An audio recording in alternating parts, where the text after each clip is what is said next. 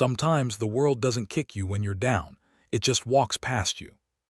And sometimes, the people who stop aren't the ones wearing suits or badges, but the ones who have seen the world's worst and still choose kindness.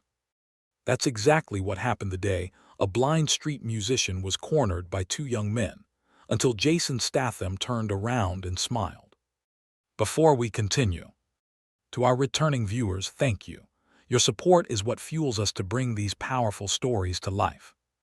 And if you're new here, we invite you to subscribe. With your help, we'll continue to share stories that inspire, challenge, and move hearts. And if this story touches you, please leave us a comment. Your words mean more than you know.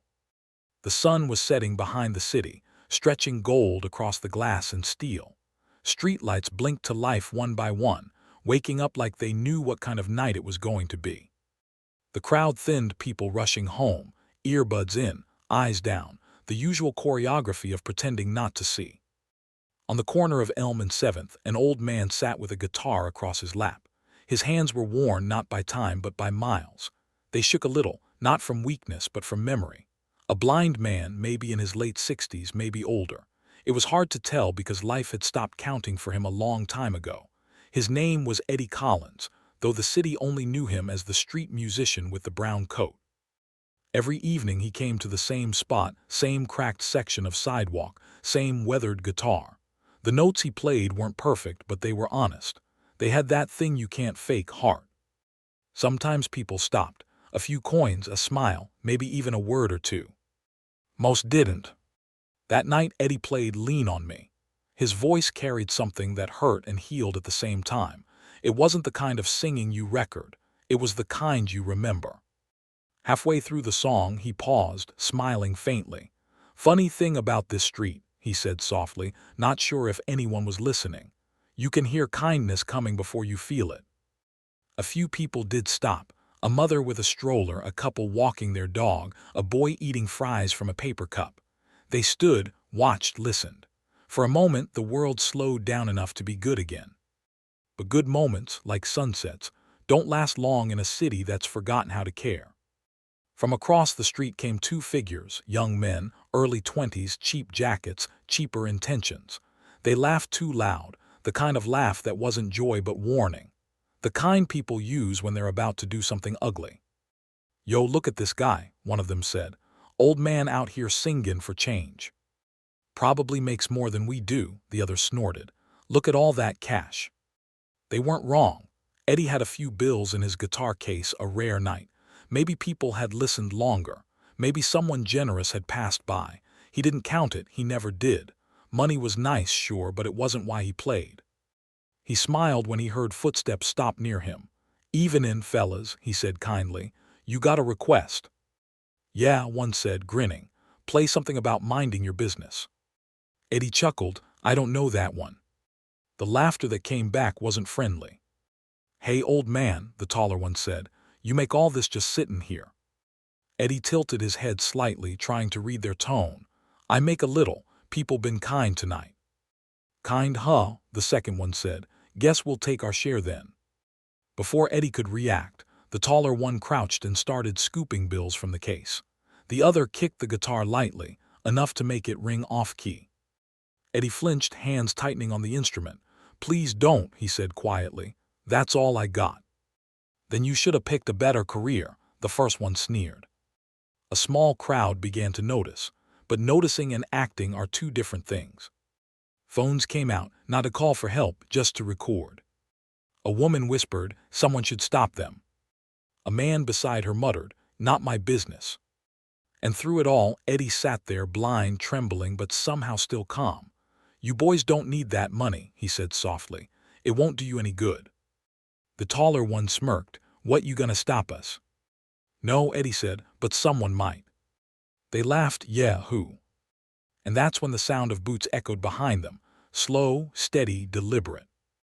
Jason Statham had been walking back from the cafe down the block, black coffee in hand, mind somewhere between silence and thought.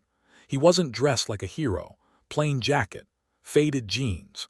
He blended in, the kind of man you don't notice until it's too late.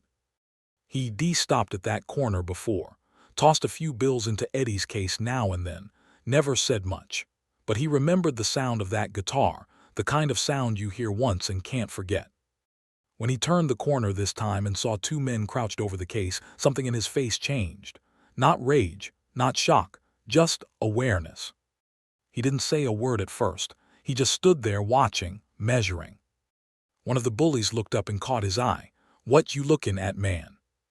Jason tilted his head slightly, the faintest hint of a smile tugging at the corner of his mouth.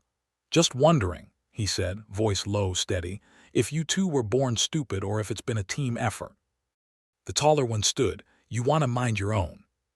Jason didn't let him finish.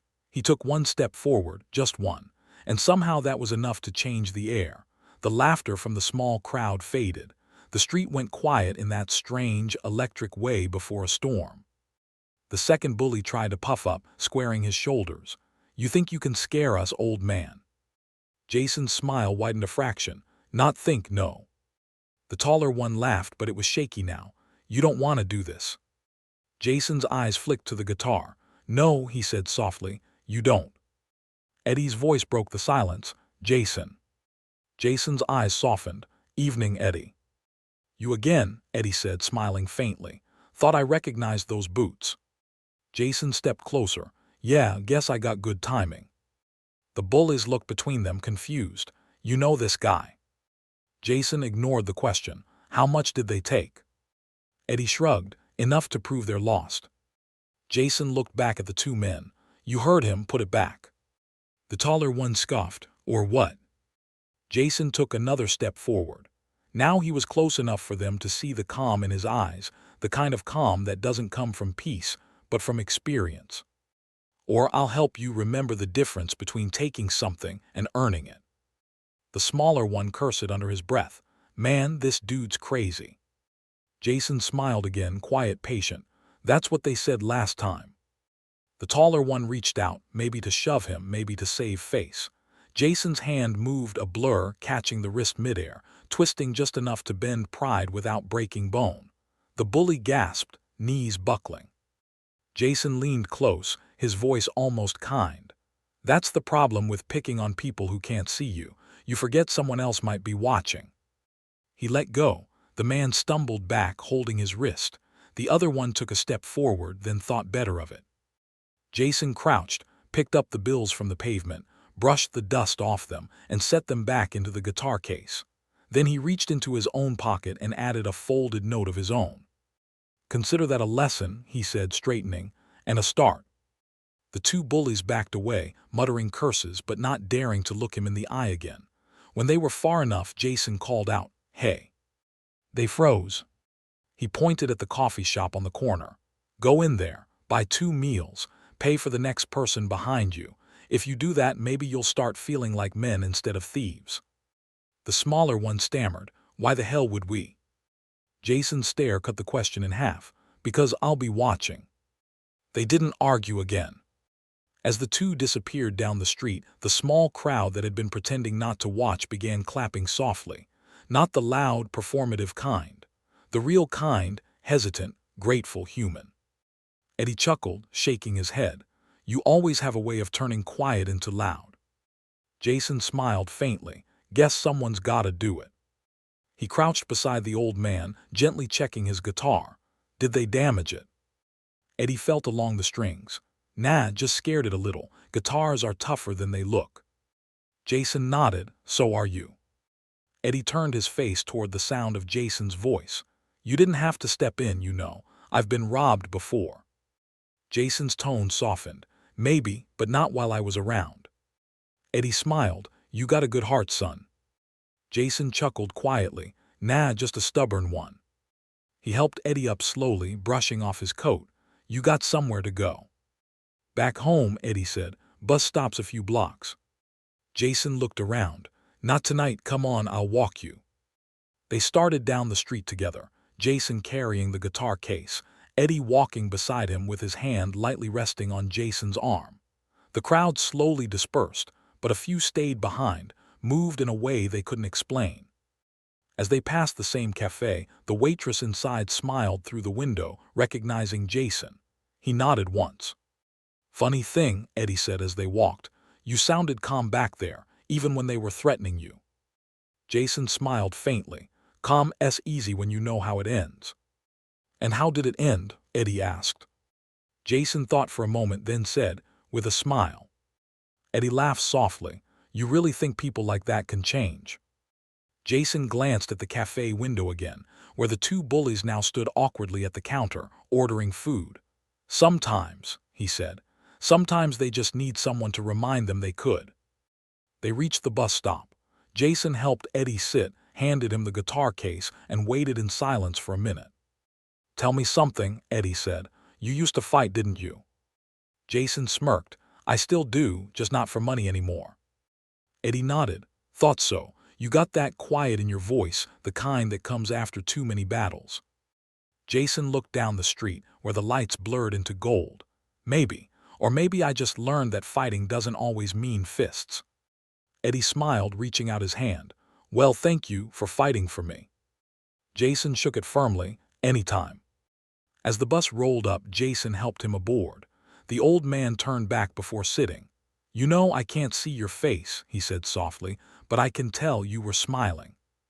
Jason grinned. Yeah, guess I was. The bus door closed, and as it pulled away, Jason watched the taillights fade into the city's glow. The crowd was gone now. The street was quiet again, but somewhere in that quiet, something had changed, maybe small, maybe enough. Jason turned, hands in his pockets, and started walking. Behind him, a single guitar note floated out from the open bus window, clean, clear, and strong. He didn't look back. He didn't need to. Because Jason Statham never does what he does for thanks. He does it because the world still needs people who stop when everyone else walks past. And that night, the city, for just a moment, remembered what that looked like. The next morning, the city woke up the same: horns, sirens, the smell of cheap coffee and hurry. But something in the air around Elm and 7th felt different. The corner where Eddie Collins usually played was empty, just a faint circle of scuffed pavement where his guitar case had sat. Jason noticed when he passed by on his morning run. He slowed down, looked at the empty spot, then at the cafe window where the waitress was cleaning tables. She caught his eye and nodded toward the street. He didn't show up today, she said through the glass, mouthing the words. Jason nodded once, a silent acknowledgement. He stood there for a moment longer, then walked on calm on the outside, but something in his chest felt unsettled. Later that day, Jason found himself back at the corner. The city was louder now. A street vendor shouted about hot dogs, kids laughed down the block, and a man in a suit argued with his phone. But the one sound Jason expected, that familiar guitar, wasn't there. He looked down, noticed something small glinting by the curb. A single guitar pick, worn, smoothed by years of playing. Eddie's initials scratched faintly into the plastic. Jason crouched, picked it up, and turned it over in his hand. That's when he heard the voice behind him. Hey, you're that guy from last night. He turned to see the two young men from the night before, the ones who had tried to rob Eddie. They weren't laughing now. Their faces were pale, restless. One of them held a brown paper bag like it was an apology he didn't know how to give. Jason's expression didn't change. You boys get tired of trouble already. The taller one swallowed hard. Look, we messed up, okay? We came by to find the old man, wanted to give him this. He lifted the bag slightly. Money we took and more. Jason studied them, saying nothing.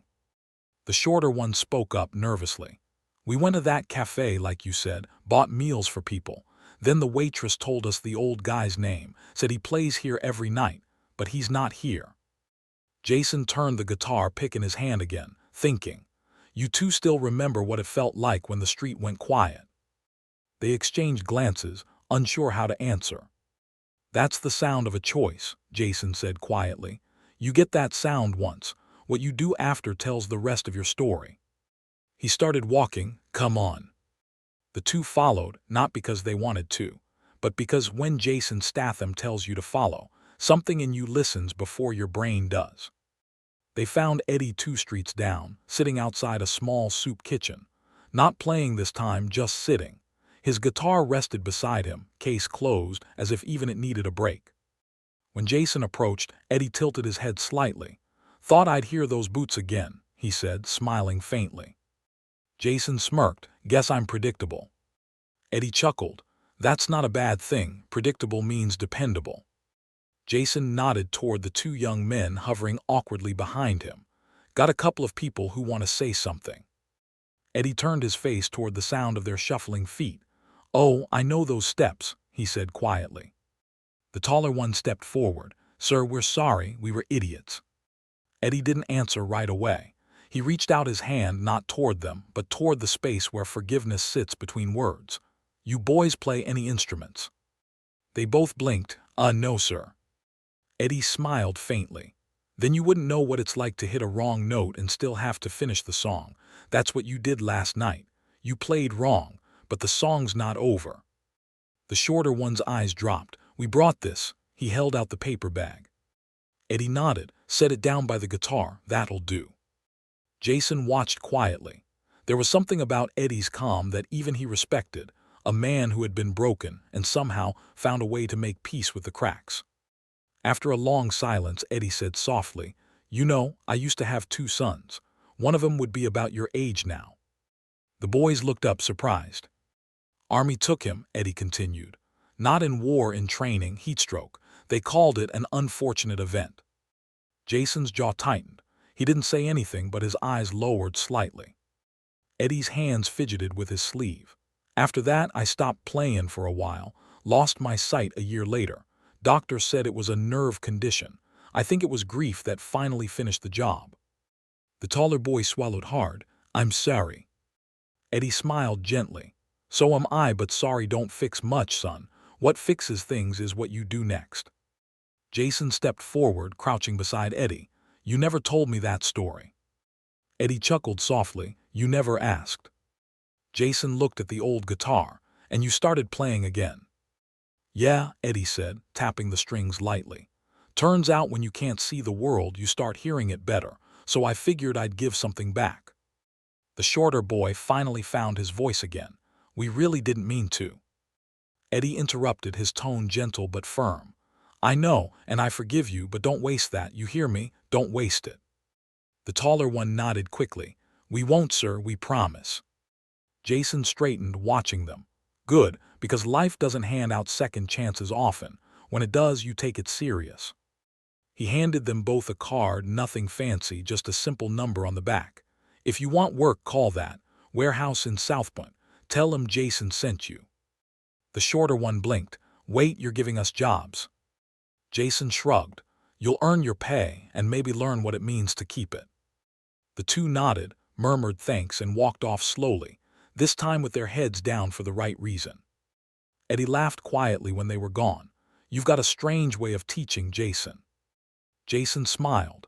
Yeah, well, yelling never worked for me. Action usually does. Eddie leaned back against the wall. You know, people like that, they're not bad, just blind in a different way. Jason nodded slowly. Maybe that's why you were the one they needed to meet. They sat there for a while, no noise, no rush, just the steady rhythm of the city. Somewhere down the block, a siren wailed, then faded. Life kept moving. Tell me something, Eddie said after a while. Why'd you really step in last night? Jason thought for a moment before answering. Because years ago, I didn't. Eddie turned his face toward him. What do you mean? Jason's voice lowered. There was a kid, small, quiet, used to hang around the gym where I trained. One night after closing, I saw a couple of older guys messing with him, pushing him around, stealing his bag. I told myself it wasn't my business. By the time I went back, they'd already hurt him. Eddie said nothing. Jason stared at the pavement. He didn't come back after that. Not to the gym, not to school. Probably learned the world doesn't show up for people like him. And I learned I never wanted to feel that kind of silence again. Eddie nodded slowly. So you've been making noise ever since? Jason smirked faintly, something like that. Funny thing, Eddie said. You saved me last night, but maybe you were saving that kid too. Jason didn't answer. He didn't need to. By the next week, Eddie was back on his corner, same brown coat, same guitar, same cracked sidewalk. But now the sound was different, softer somehow, fuller, like gratitude had found its way into every chord. Jason stopped by again, coffee in hand. You're back in business, he said. Eddie grinned. Can't let a little trouble take my spot. Jason tossed a folded bill into the guitar case. You sound better than ever.